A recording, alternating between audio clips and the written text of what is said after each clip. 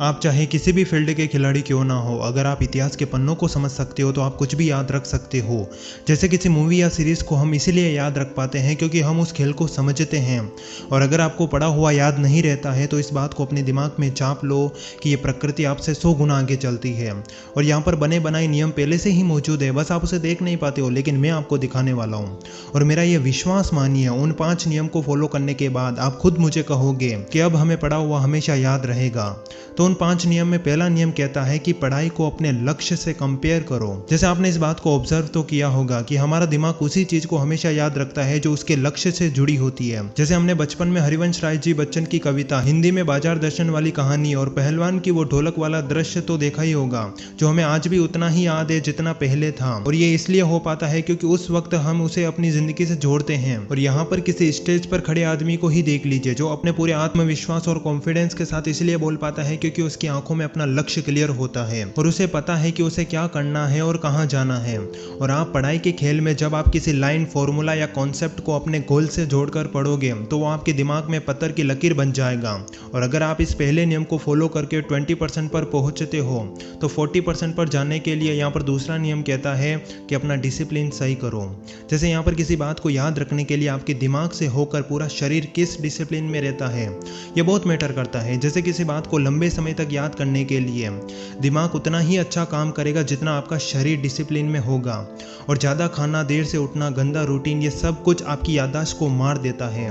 जबकि आपको सुबह सूर्योदय से पहले उठना चाहिए, गुनगुना पानी पीना और अपने पेट को साफ रखना चाहिए। और याद रखना, जब शरीर ताजगी से भरा होगा तो दिमाग भी याद रखने की क्षमता को बढ़ाएगा। और टॉपर्स का सीक्रेट यही होता है कि वो पहले शरीर का डिसिप्लिन सही करते हैं और फिर पढ़ाई। और इसी बात को ध्यान में रखते हुए अगर आप 40% को कंप्लीट कर लेते हो तो यहाँ पर 60% के लिए तीसरा नियम कहता है कि बोलते हुए पढ़ो। जैसे मैंने देखा है उन लोगों को जो आंखों से पढ़ते हुए अपने मन में ही अंदर रटते हैं, जबकि यह तरीका बिल्कुल गलत है। ईश्वर ने हमें 2 कान इसलिए दिए हैं ताकि हम मुंह से बोलकर उन दोनों कानों से सुन सकें, क्योंकि जितनी बार रिपीटेशन होगा उतना ही हमें याद रहेगा। जैसे यहाँ पर आप किसी वीडियो को ही देख लीजिए, जिसे देखने पर आप अपने दोनों कानों से उसे जितना सुनते हैं उतना ही याद रहता है, जबकि किसी बुक को मन में पढ़ने से वो बात हम भूल जाते हैं। और आप पढ़ाई ऐसे करो जैसे आप अपने आप से बातें कर रहे हो, और लोग आपको पागल समझेंगे लेकिन आपके पढ़ने का तरीका यही होना चाहिए।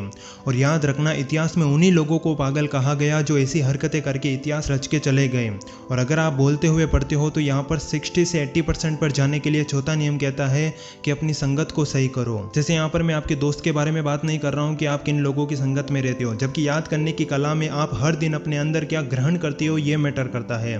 जैसे दिन भर सोशल मीडिया, रील्स और गेम्स में अपने समय को लगाना, जबकि पढ़ाई का ये नियम बिल्कुल भी बर्दाश्त नहीं करता है। और याद रखना, आप इन फालतू चीजों को समय देकर अपने दिमाग को कमजोर करने की प्रैक्टिस कर रहे हो। इसलिए अपने वातावरण से होकर अपने कमरे को वैसा बनाओ जैसा आप बनना चाहते हो। जैसे सुबह सूरज निकलने से पहले जब दुनिया सो रही होती है और आप अपनी किताब खोलते हो, कमरे में ठंडी हवा बह रही होती है और दिमाग बिल्कुल साफ होता है, तो ये वही माहौल होता है जिसमें आपकी याददाश्त तेज होती है। और याद रखना, असली संगत सुबह की ही होती है, जहां पर अच्छी ऑक्सीजन, अच्छा वातावरण और आपकी अच्छी नींद के साथ आप उठते हो। और किसी टॉपर का कमरा वैसा ही होता है जैसा वो बनना चाहता है। और जिस हिसाब से टेक्नोलॉजी विकसित हो रही है वैसे वैसे आपका दिमाग कमजोर पड़ रहा है, क्योंकि आप छोटी छोटी बातें अपने मोबाइल में स्टोर करके रखते हो। और अगर ऐसा होता रहेगा तो आप सिर्फ जानकारी देने वाले रहोगे और मोबाइल सोचने वाला। और अगर आपको कहा जाए कि अपने दोस्तों के 5 मोबाइल नंबर भी सुनाओ तो आपको मुश्किल से 2 याद होंगे। और ऐसे में जो ये टेक्नोलॉजी आपकी बैंड बजा रही है, इससे अच्छा किसी इंफॉर्मेशन को अपनी नजरों में रखो। और अगर आप इसे लिमिट में ध्यान में रखते हो तो यहाँ पर अंतिम और 5वां नियम कहता है कि शब्दों का अर्थ निकालो। जैसे कोई मूवी या सीरीज हम इसलिए याद रख पाते हैं क्योंकि हम उसमें इमोशन और एक्शन को कैप्चर करते हैं। जैसे पढ़ाई में भी कुछ ऐसा ही होता है, जहां आपको सिर्फ शब्द नहीं पढ़ने हैं बल्कि वो बुक हमें क्या समझाना चाहती है उसे समझना है। जैसे कबीरदास जी के दोहे हमें आज भी उतना ही याद है जितने पहले थे, क्योंकि हमने उन्हें महसूस किया है। और किसी लाइन को पढ़ने के बाद उसे अपने शब्दों में लिखो या बोलो और देखो कि वो आपके दिमाग में कैसे फिक्स हो जाती है। किसी बात को ऑब्जर्व करके उसे अपनी भाषा में एक्सप्लेन करना, और ऐसा करते ही आप उसे अच्छी तरीके से समझ पाओगे। और याद रखना, पढ़ाई को याद रखने का खेल किताबों से नहीं आपके तरीकों से ही आता है।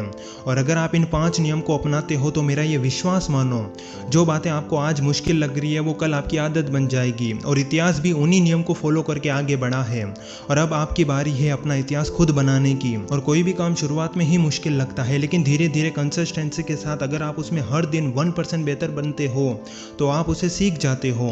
और हमने इस वीडियो में 5 नियम को जाना, जिसमें अपनी पढ़ाई को अपने लक्ष्य से कंपेयर करो, अपना डिसिप्लिन सही करो, बोलते हुए पढ़ो, अपनी संगत को सही करो और शब्दों का अर्थ निकालो। और इसके अलावा अगर आपकी आंखों में अपनी परिस्थितियां, सपनों की जान और सीखने की भूख है तो आप अपने खेल में माहिर हो सकते हो। और मैं अपने अंतिम शब्दों में यही कहूंगा कि अगर आपको ये वीडियो पसंद आया हो तो वीडियो को लाइक, चैनल को सब्सक्राइब और बेल आइकन को जरूर प्रेस करें। मिलते हैं अगले वीडियो में, तब तक के लिए जय हिंद, जय भारत, फिर मिलेंगे।